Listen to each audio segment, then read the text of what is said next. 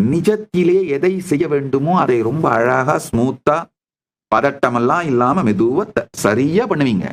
ஆனா எந்த காலகட்டத்திலையும் உங்களை பயம் டேக் ஓவர் பண்ணிட முடியாது.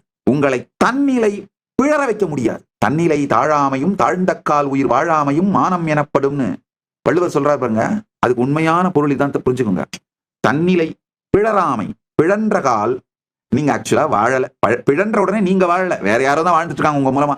நீங்க என்ன பண்றீங்க உங்களுக்கே தெரியாம பண்ணிட்டு இருக்கீங்க. தன்னிலை பிழன்றால் எப்போ உங்களுடைய பிரெயின்ல மெக்டலா ஹைஜாக் நடந்து உங்களுடைய ப்ரீ ஃப்ரண்டல் கார்டெக்ஸ் ஷட் ஆயிடுதோ, ஆஃப் ஆயிடுதோ, அப்பவே நீங்க தன்னிலை பிழன்றீங்க. அப்ப ஆக்சுவலா அப்ப நீங்க என்ன ஆக்ஷன் எடுக்கிறீங்களோ அது எல்லாமே உயிர் வாழாமை தான். நீங்க ஆக்ஷன் எடுக்கல. என்னுடைய எதிரிகள் என் மேல நடத்தின தாக்குதல்ல இருந்து நான் ஒன்னும் என்னை காப்பாத்திக்காம இல்ல, காப்பாத்திட்டேன். கரெக்டா சரியான முடிவு எடுத்தேன். ஆனா ஒரு வினாடி கூட பயத்தால் ஆட்கொள்ளப்படவில்லை. அதனாலதான் சரியான முடிவுகளை பொறுமையா பரமசாந்தத்திலிருந்து எடுக்க முடியுது. பரமசாந்தத்திலிருந்து இயங்க துவங்குங்கள். பரமசாந்தத்தில் இருக்க துவங்குங்கள். நீங்க நினைக்கிறத விட, கற்பனை பண்ணுவதை விட கோடி மடங்கு சாதிப்பீர்கள். கோடி மடங்கு சாதிப்பீர்கள்.